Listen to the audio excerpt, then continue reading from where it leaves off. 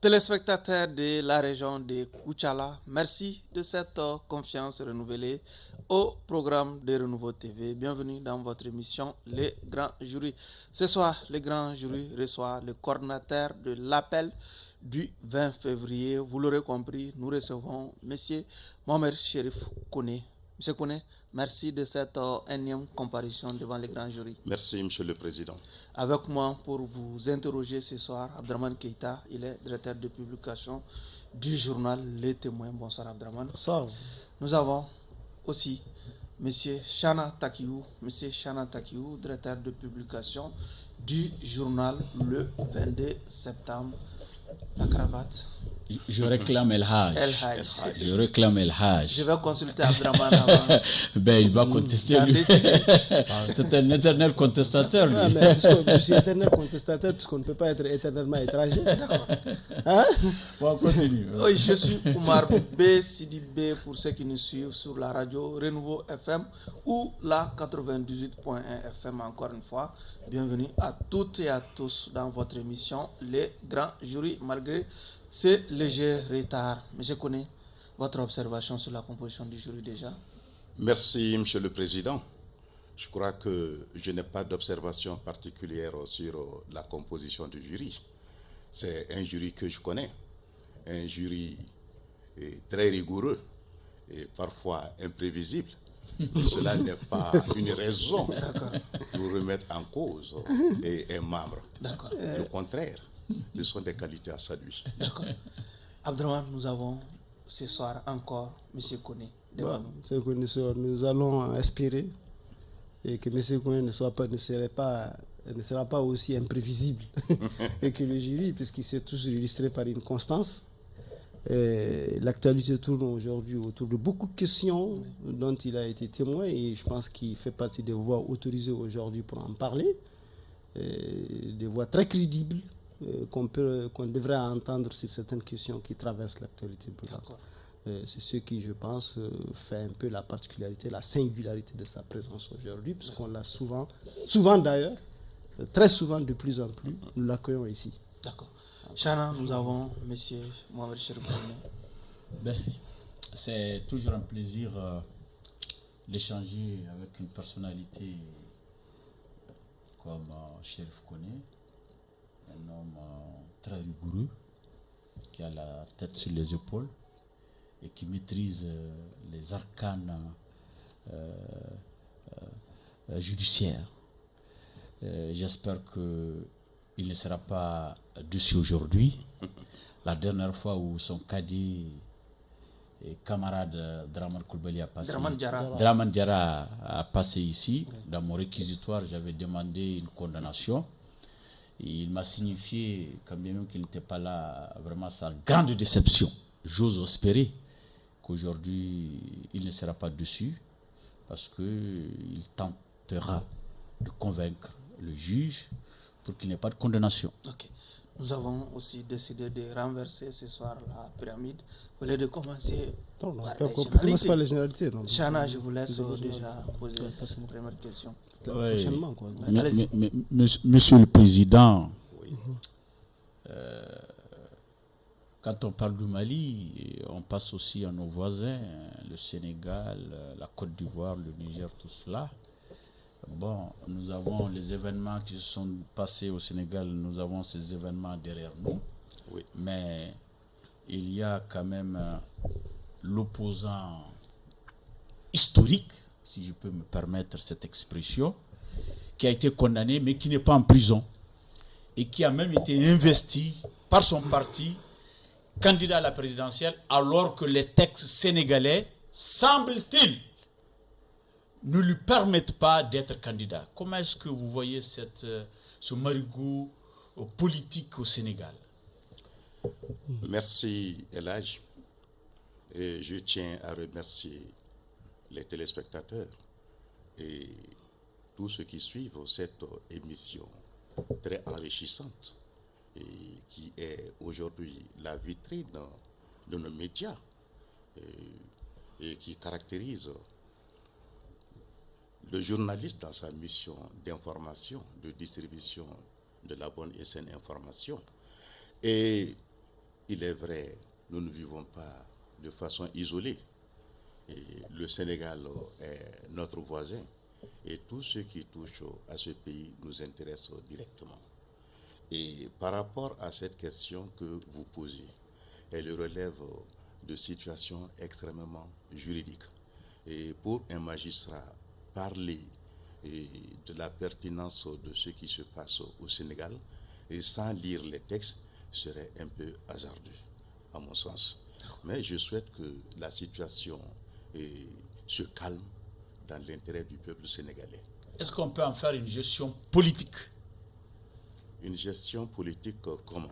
À partir du moment où les textes, semble-t-il, comme il le dit, l'interdisent, et ce n'est pas un risque pour sa formation politique, dans son camp politique, de l'investir comme candidat? Bon, comme je ne maîtrise pas vraiment les textes et je n'ai pas du tout eu la curiosité de parcourir les textes. Quand je dis gestion politique, au Sénégal, Khalifa Sall, oui, qui a fait la prison, oui, Karim Wade, qui a fait la prison, et tous, les textes du Sénégal ne leur permettent pas d'être candidats. Mais à la faveur du dialogue national au Sénégal, ils ont été admis pour être candidats. On refuse que Sonko soit candidat et on accepte aux autres d'être candidats. Comment expliquer cette situation? C'est pourquoi je parle de gestion politique.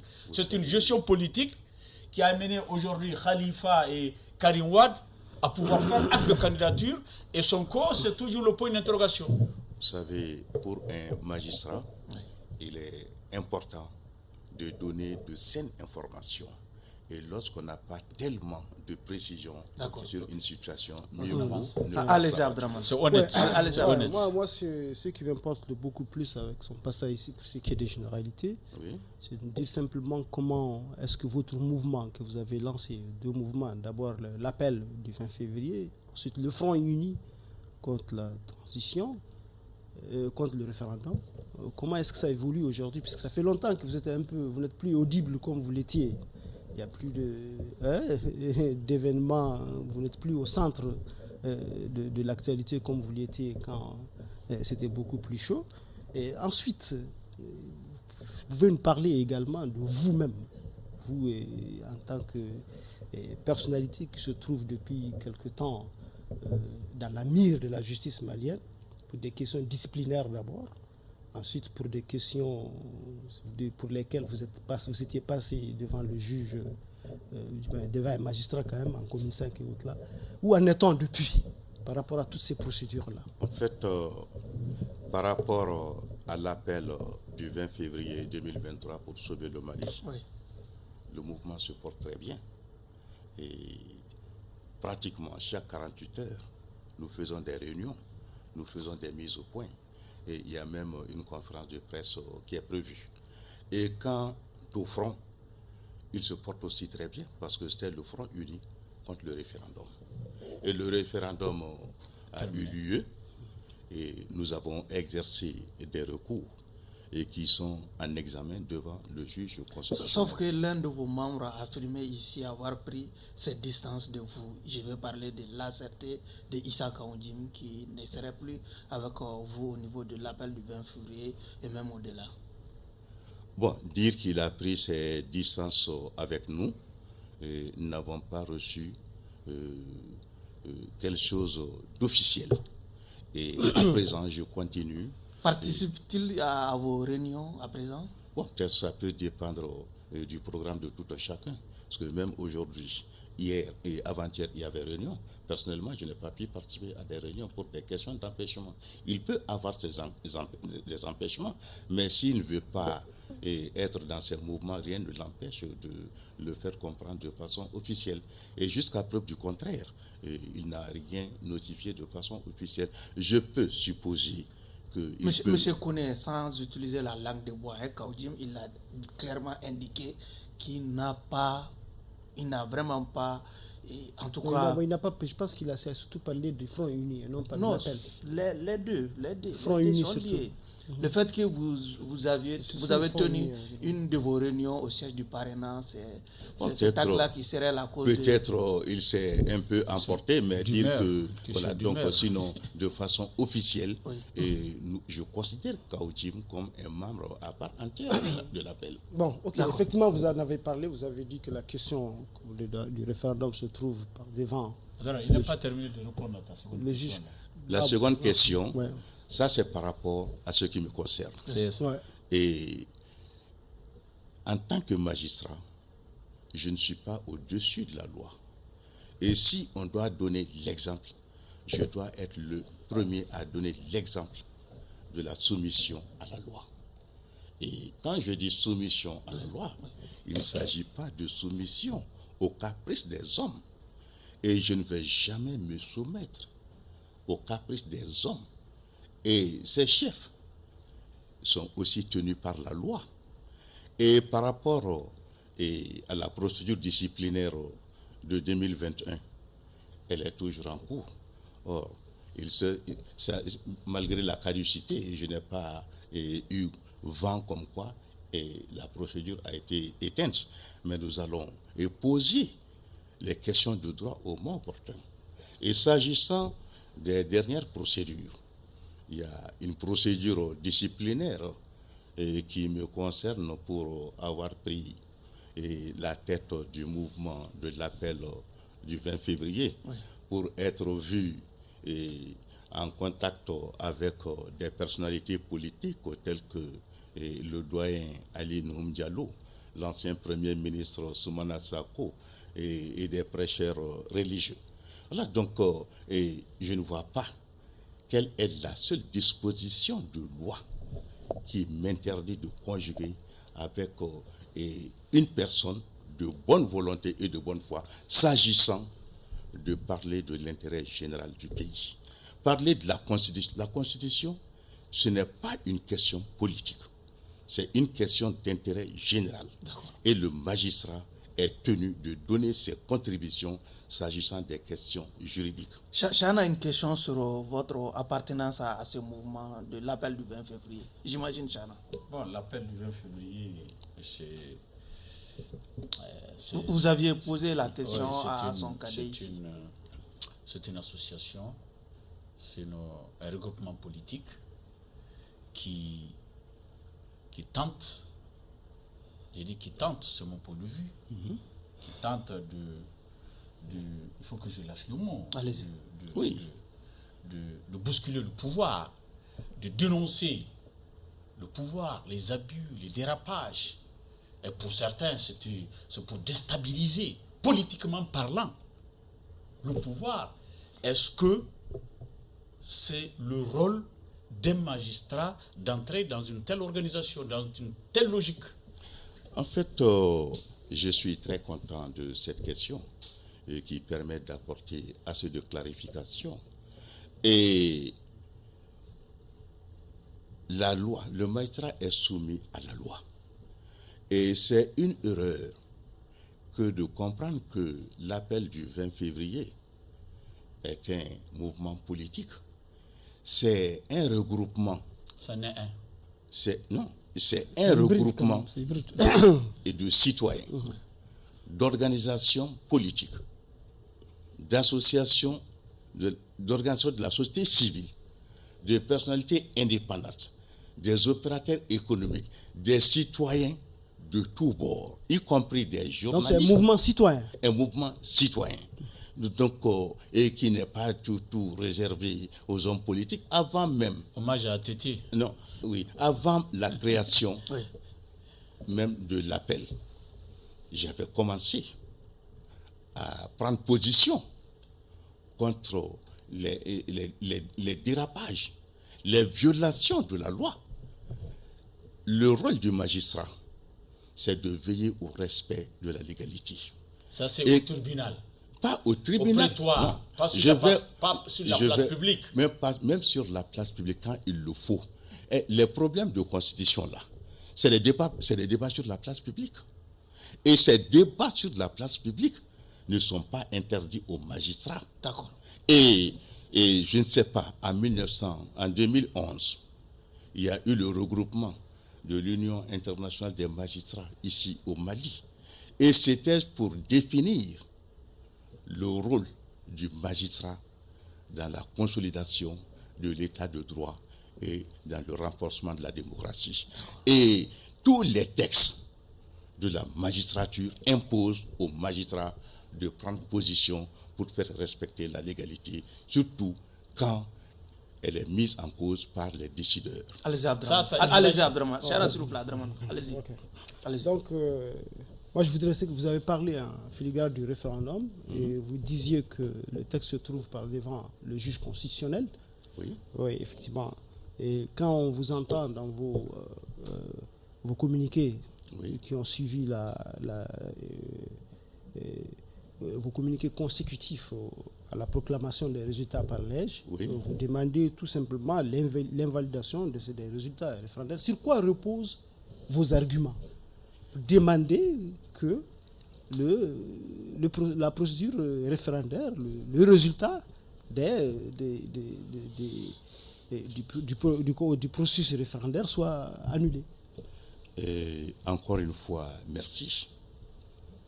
Et cette question nous renvoie à parler de l'importance même de la Constitution. C'est la loi fondamentale du pays et elle doit être basée sur des principes clairs. Une Constitution doit être votée, adoptée sur des principes clairs de respect. Et quand vous avez vu une loi fondamentale qu'on met en place sur la fraude, sur l'illégalité, sur du n'importe quoi, qu'est-ce que ça va donner? Le résultat, c'est léguer aux générations futures un avenir incertain, un avenir de profonde immoralité. Et nous devons faire en sorte que cela ne soit pas. Et quand vous voyez les fraudes, elles sont patentes. C'est la planification de la fraude. Quand nous avons élevé la voix pour dire que nous ferons tout pour faire échec à cela, mais de l'autre côté, la seule réaction, c'était de planifier la fraude. Et vous avez vu, même par rapport à la campagne a été précocement menée. Ce qui est une violation de la loi, c'est de la fraude. Et avec l'administration qui est censée avoir une certaine neutralité. Et nous avons vu des ministres faire la campagne pour demander à voter oui. Est-ce que ça, c'est le rôle de l'administration? Est-ce qu'une constitution est votée dans ces conditions? Et surtout qu'il y a le caractère non consensuel qui a été mis en cause, l'illégalité et l'illégitimité des initiateurs de ce projet ont été évoqués. Donc on ne peut pas se taire. Non, oui, effectivement, non, pardon, je vais rebondir sur ça. Faisons tourner la parole d'abord. Allez-y, Chana, s'il vous plaît. Oui, monsieur le Président. Oui, Elhaj. Tout à l'heure, vous avez dit que tous les textes imposent aux magistrats de prendre position ou rétablir la légalité. Oui. Oui. Est-ce qu'il s'agit de prendre position? Vous pouvez prendre position sur des textes qui ne sont pas déférés devant vous, sur des textes qui ne vous concernent pas parce qu'ils n'ont pas été soumis à votre appréciation, parce que l'Assemblée prend une décision, le président de la République prend une décision, une autre institution prend une décision. Vous pouvez vous prononcer sur ces textes comme ça? Ça, c'est un désordre. Il s'agit de la Constitution, mon cher Elhaj. Donc, vous êtes homme de la presse et je dois m'efforcer de faire en sorte que vous puissiez comprendre. Avant même le référendum, oui, vous vous êtes prononcé sur beaucoup d'aspects, sur la gouvernance, sur ce la qui est gestion, tout à fait juste là. Est-ce que vous voyez? Oui. C'est pourquoi je demande, est-ce qu'un magistrat peut se saisir lui-même de ces questions-là? Mais il peut dénoncer là. Les questions ne sont pas déférées de vous. Non, mais moi, je ne suis pas le juge. Je ne suis pas le juge, je suis citoyen. Et je suis responsable syndical. Et je suis responsable. Et quand vous prenez le statut et de la référence syndicale des magistrats, c'est de veiller au respect des règles de bonne gouvernance. Et quand vous prenez l'association des procureurs et poursuivants, le statut est très clair. Il s'agit de faire en sorte que le droit soit respecté, qu'il n'y a pas d'impunité. Et lorsque ce sont les gouvernants qui sont en faute, nous devons avoir le courage de le dire. Nous qui connaissons, qui sommes censés connaître les textes et les obligations de tout un chacun, surtout des gouvernants, si nous, on ne les dénonce pas, qui va les dénoncer? Et nous devons les dénoncer. Et nous faisons toujours des mises au point de façon respectueuse et de façon discrète. Et c'est quand on voit que l'interlocuteur pense qu'il est sur un terrain conquis. Et lorsqu'il se comporte en conquistador... Excusez-moi, est-ce que si vous étiez avocat général, vous aurez eu la même attitude? Mais j'aurais eu la même attitude, mon cher. Bon, en fait, le fait de ne même pas être avocat général, ça me donne beaucoup de franche, d'ailleurs. D'accord. Et avocat général, mais un avocat général, mais son rôle est très clair. C'est de veiller au respect de la loi. Et il ne défend pas un régime. Il ne défend que la loi, que la légalité.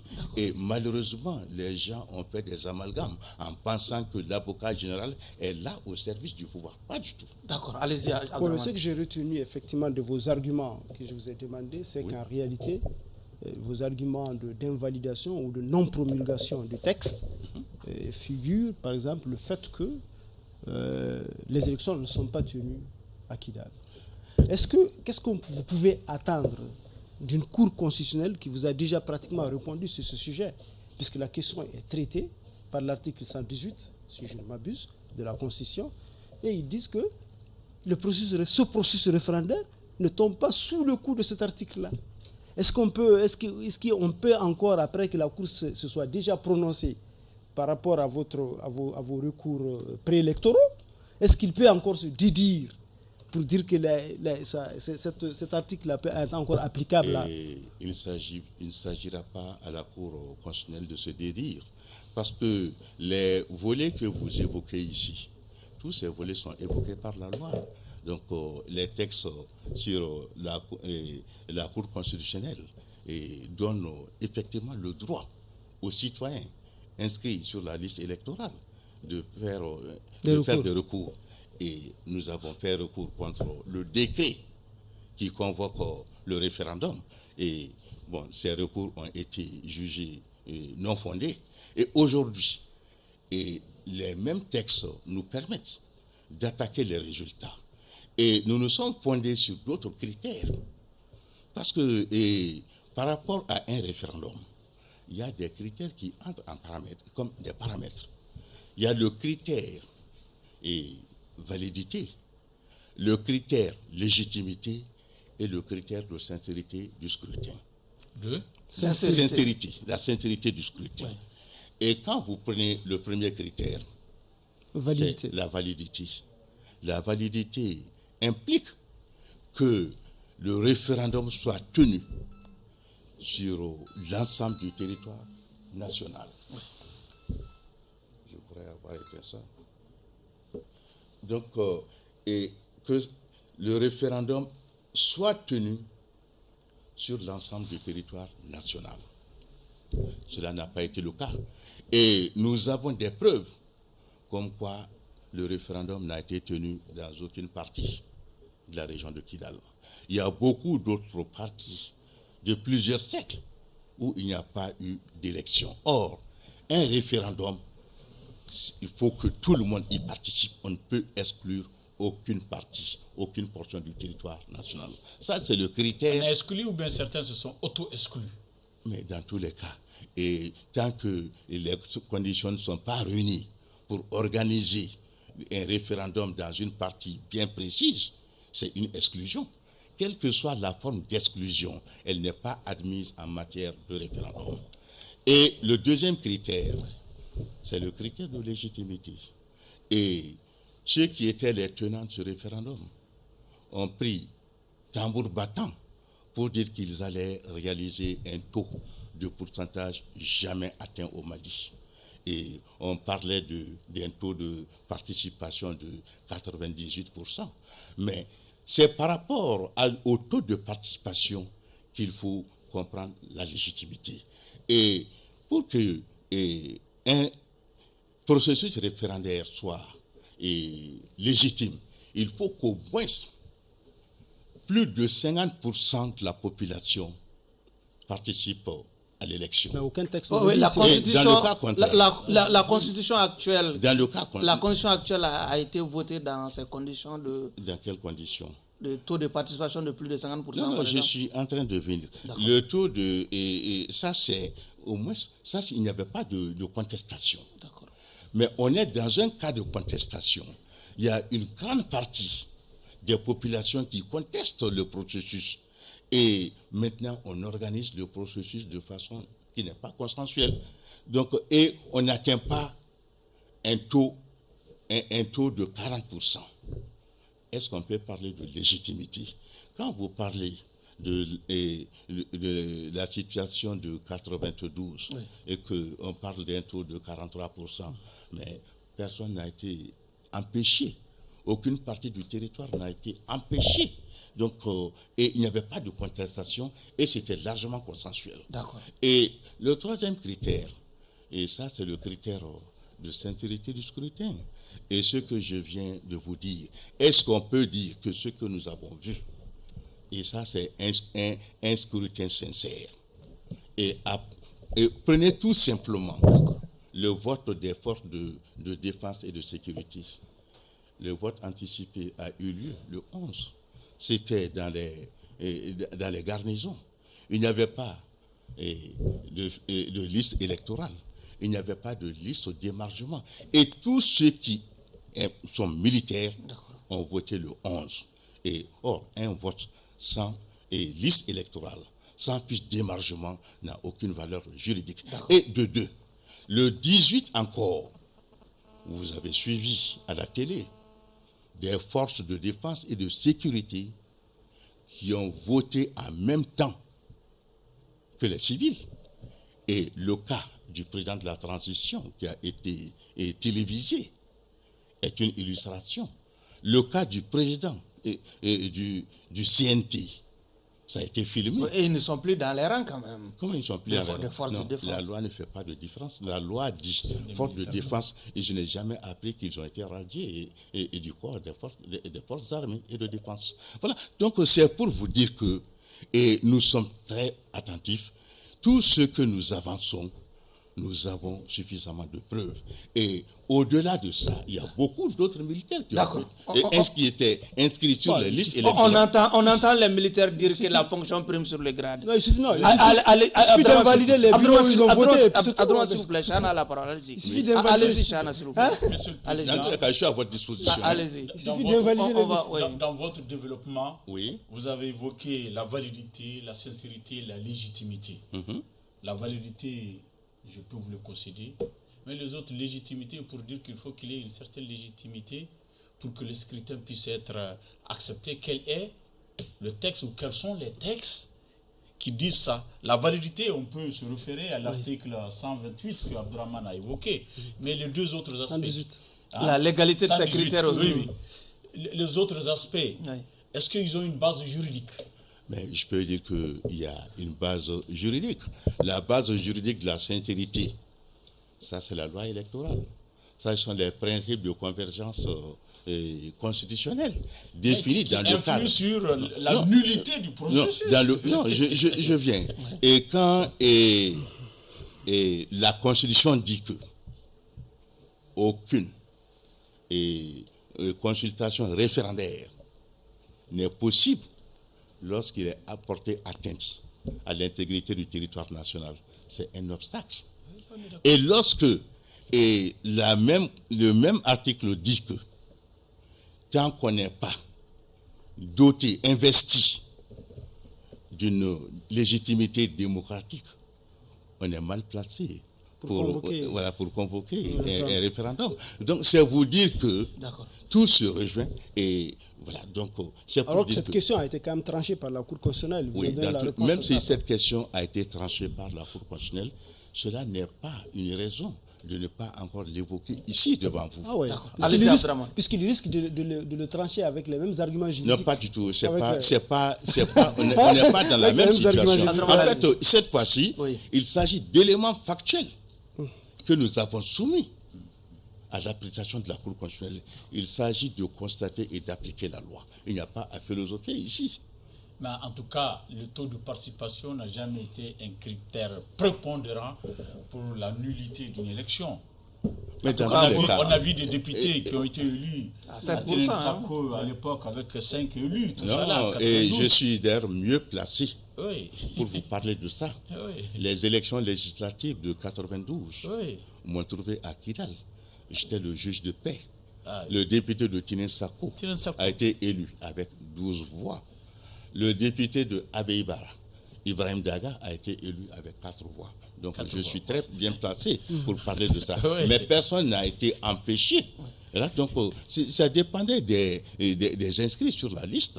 Bon, donc ça, ce ne sont pas des critères, c'est des cas isolés, donc et spécifiques. Allez-y, après. Bon, est-ce qu'on peut évoluer? Allez-y. Ouais. Monsieur le Président, vous êtes président ou bien coordinateur. Oui, Vous êtes quand même témoin de l'histoire oui. de un ce peu. pays-là en tant que Autant que vous. magistrat, Contemporain. puisque vous avez été, et depuis certain temps, on entend la polémique autour de la gestion de la décennie Alpha Oumar Konaré.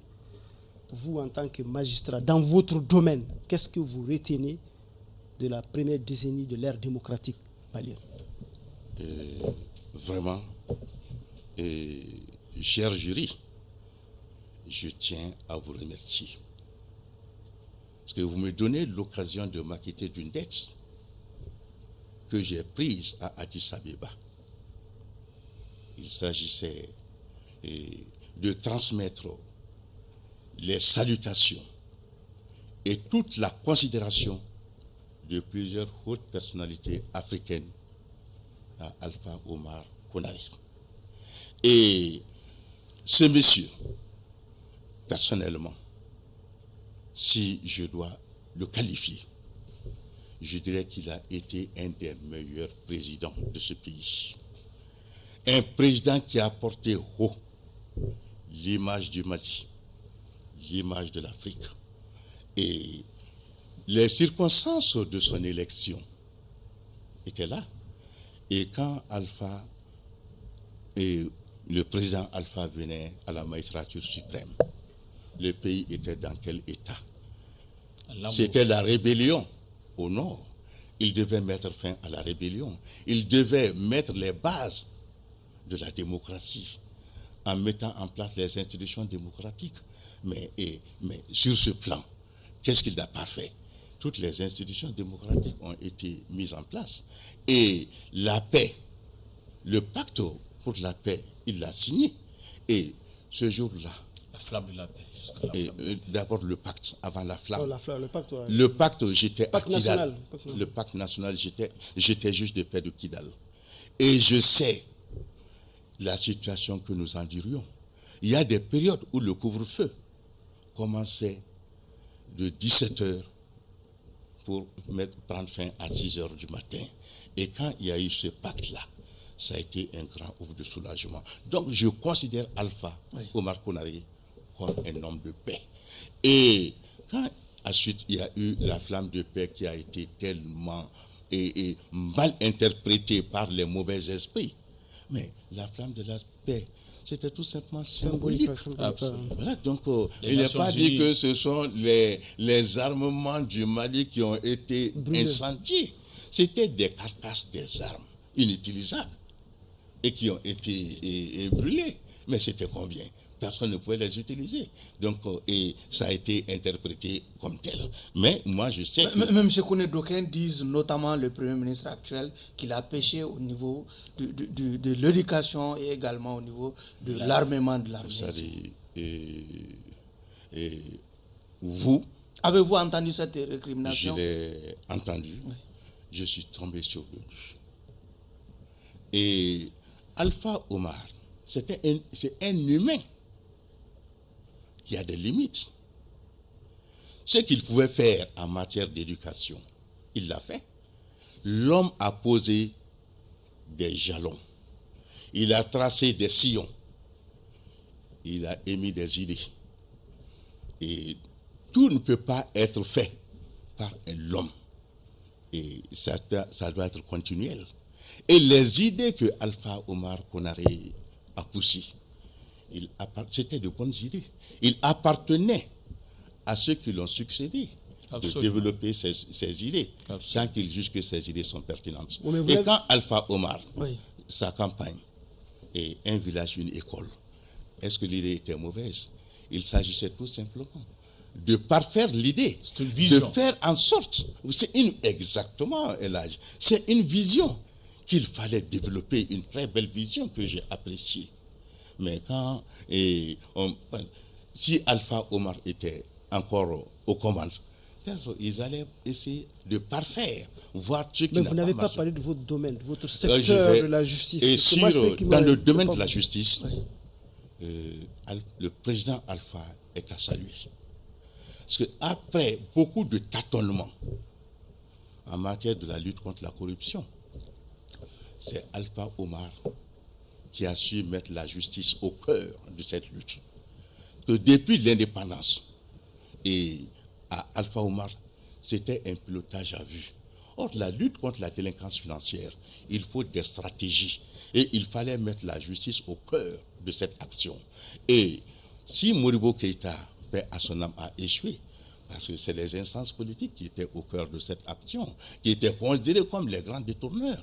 Et quand Moussa Traoré a échoué, c'est l'armée, au moment qui était au cœur de la lutte contre, mais ça ne pouvait aller nulle part. Et vous avez vu, c'est des militaires qui avaient pris irruption dans la composition des juridictions. Et le résultat, nul. Mais ce n'est pas parce que Modibo Keïta ne voulait pas lutter contre la corruption. Ce n'est pas parce que Moussa Traoré ne voulait pas lutter contre la corruption. Ils ont voulu sévir, mais la justice avait été écartée. Mais c'est avec le président Alpha Omar que la justice et les réflexions ont permis de placer la justice au cœur de cette action. Et c'est ce qui a fait que la création des pôles économiques et financiers, donc, et qui ont permis de mettre la justice au cœur de cette action. Il s'agissait de développer cette idée. Et c'est aujourd'hui ce qu'on est en train de faire. D'accord. Chana, pour votre dernière question, Chana. Allez-y. On a commencé en retard. Oui, allez-y, Chana, pour votre dernière question. Par rapport à la justice, vraiment, vous me permettez allez-y. une contribution. À l'époque, j'étais jeune reporter au quotidien L'Indépendant. Oui. Les premiers procès de lutte contre la corruption avec le président Tapili et le procureur Amadou Touré, qui est aujourd'hui président de la Cour constitutionnelle, jusqu'à 3 h du matin, il y avait le procès avec l'imam de Manyambougou, les Tchemouméga et d'autres. Jusqu'à 3 h du matin. C'était intéressant, c'était vraiment public, contradictoire, démocratique. De véritables procès, argument sur argument.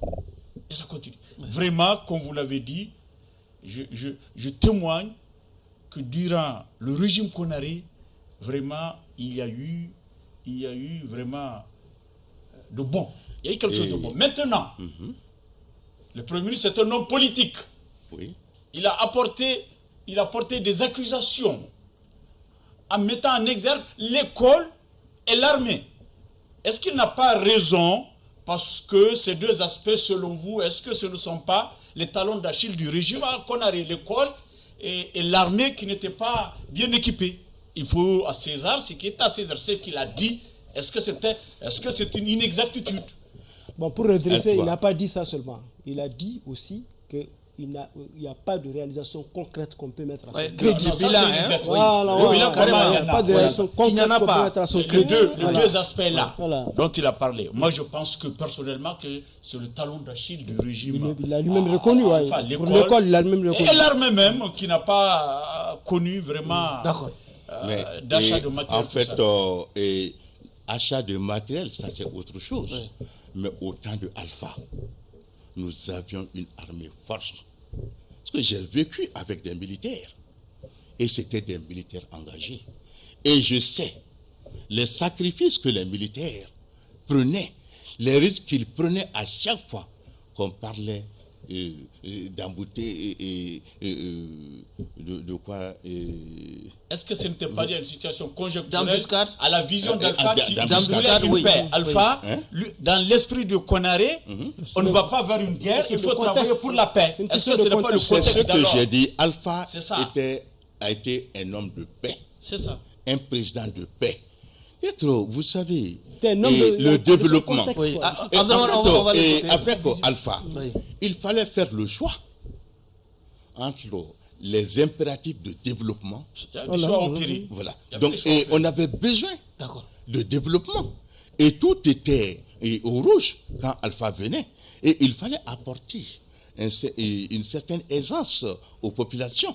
Et vous savez, j'ai compris que le Malien ne connaît pas Alpha Omar. Et la lutte contre l'impunité, mais il est considéré à travers le monde comme une icône. Oui.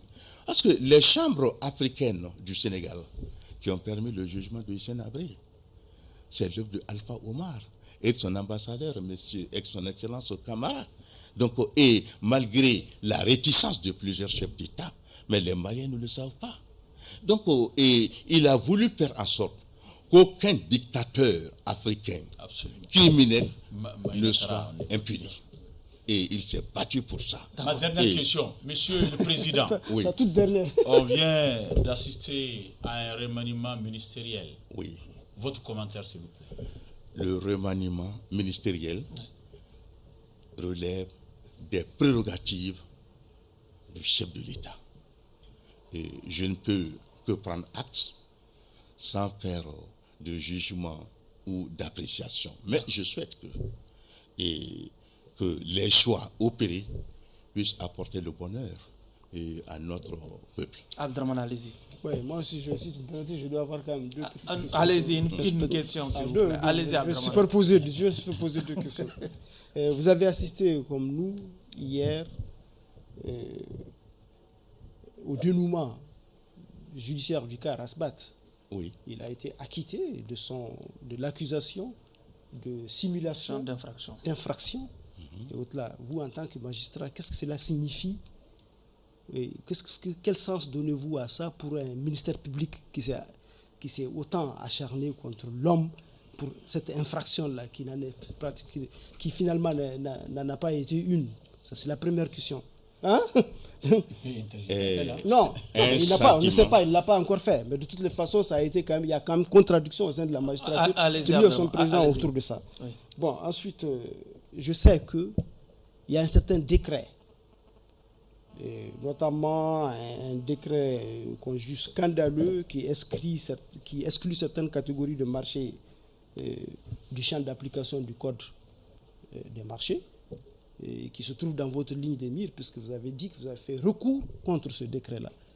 Qu'est-ce qui vous amène à faire recours contre quel est le contenu qui vous a aussi intrigué pour faire recours contre ce décret qui exclut du champ d'application du Code général des marchés publics certaines catégories de marchés telles que, je ne sais pas, la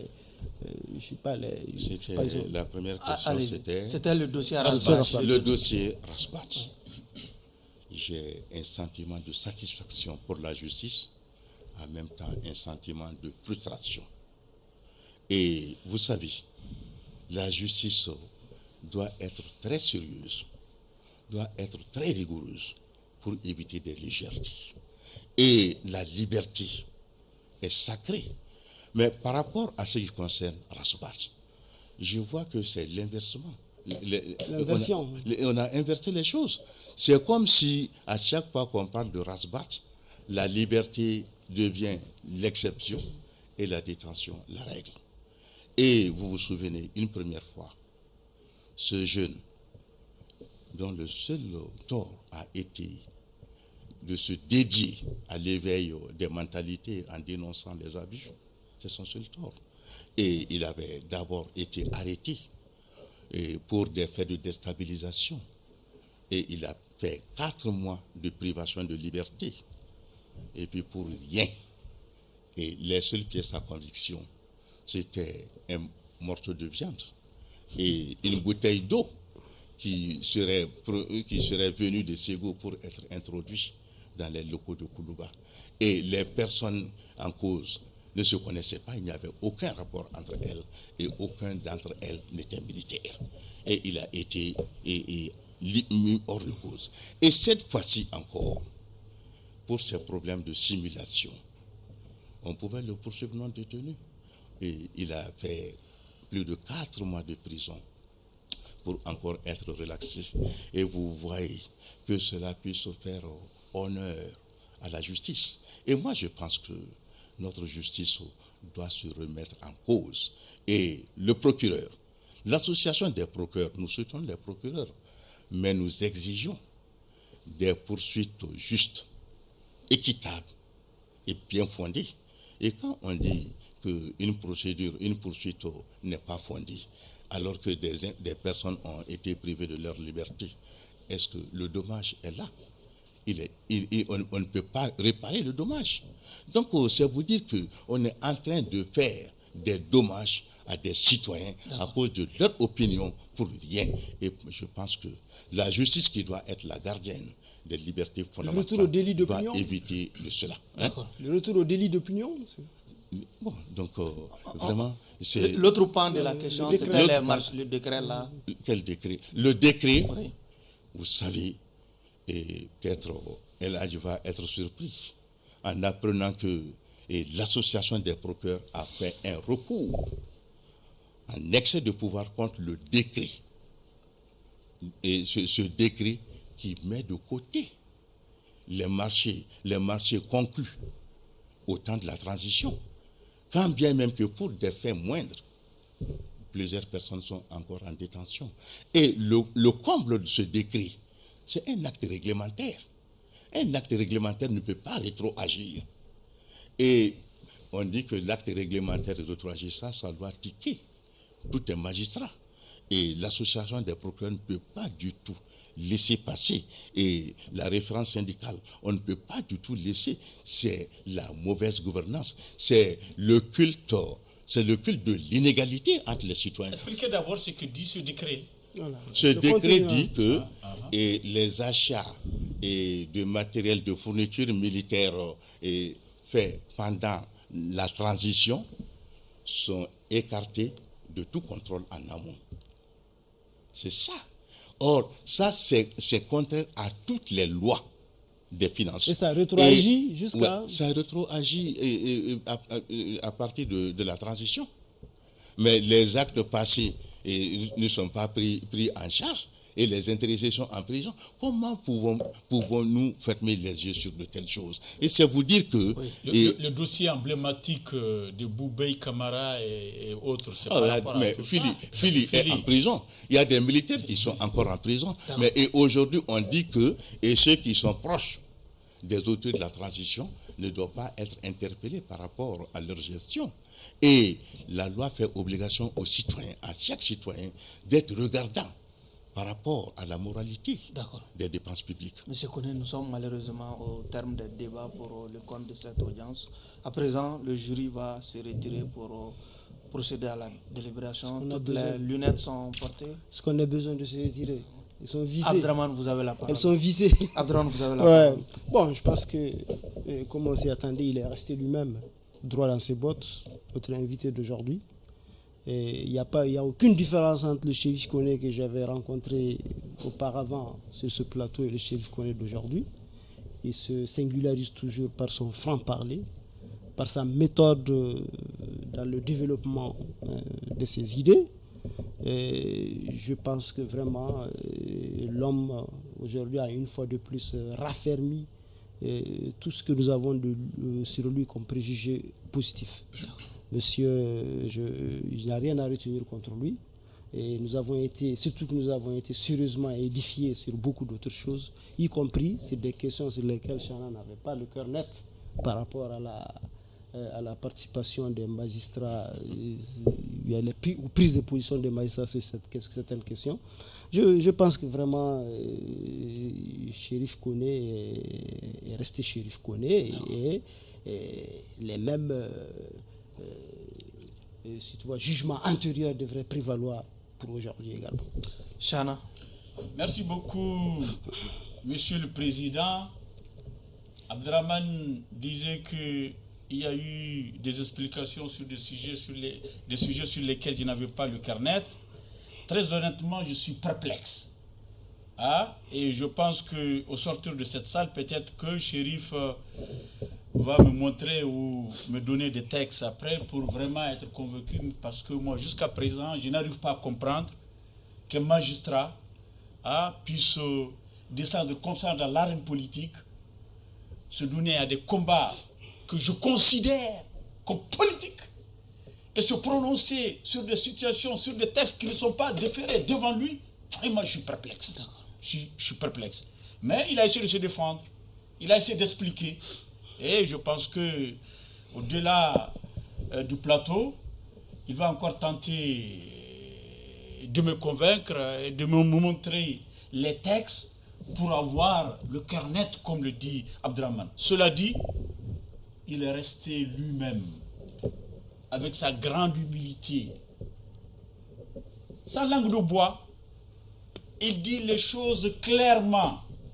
Il dit les choses de façon très courtoise, sans invective, sans, entre guillemets, sans se dédire ou sans mentir. Vous m'excusez de l'expression, parce que souvent on vient nous raconter n'importe quoi, certaines contre-vérités, des inexactitudes. Vraiment, il est droit dans ses bottes. Il est droit dans ses bottes. Il est convaincant. Il est convaincant. Il cherche à expliquer, à convaincre, à expliquer, à convaincre. Il participe à la moralisation de la vie publique. Il participe à la conscientisation des citoyens. Il gêne. Il perturbe également les gouvernements, parce qu'il y a des situations qu'il ne laisse pas passer. Mais on le dit, c'est vrai, nul n'est censé ignorer la loi. Malheureusement, la grande partie de la population ignore la loi, et c'est des gens comme Chérif Koné, Tapo et autres qui nous éclairent, qui nous apportent la lumière. Monsieur le Président, peut-on condamner des gens qui apportent la lumière tous les jours? Des gens qui nous éclairent? Que non, Monsieur le Président. Chérif Koné mérite d'être libéré pour l'encourager à nous apporter encore plus de lumière pour la bonne marche de notre République, de notre démocratie. Au bénéfice donc de ces deux propositions largement favorables à l'accusé, il me plaît, M. Koné, de vous libérer purement et simplement des liens de l'accusation. Vous êtes par conséquent acquitté. Merci, M. le Président. Honorable juré, merci. Là donc, et pour prendre en compte la doléance de El Hadj Chouana, qui est très légitime, parce que tant qu'il n'a pas le cœur net, il doit chercher à comprendre. Et je vais lui faire remettre le statut de la magistrature et la charte universelle des magistrats, dont je suis d'ailleurs en charge de la mise à jour. Et je vais vous donner, ça va vous permettre de voir quels sont les actes qui sont permis aux magistrats, quels sont les actes qui ne sont pas permis. Et au-delà, encore une fois... Et ça dépend aussi de la position du magistrat. C'est selon qu'il soit juge... Non, le magistrat, je tiens vraiment à vous dire merci et à souhaiter bon vent à cette émission qui doit demeurer. Et le magistrat, c'est son devoir d'éclairer la presse. C'est ça la collaboration entre la presse et le magistrat.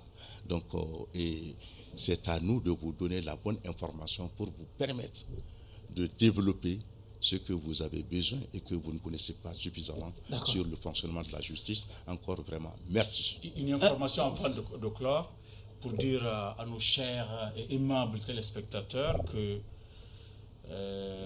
la prochaine émission, je ne serai pas là, et ce serait pour quelques semaines, 3 à 4 semaines. Donc vraiment, je leur dis au revoir, et on va se retrouver bientôt. Ainsi prend fin ce numéro de votre émission Le Grand Jury, qui recevait comme invité M. Mohamed Chérif Koné. Il est coordinateur de l'appel du 20 février. Merci à vous de nous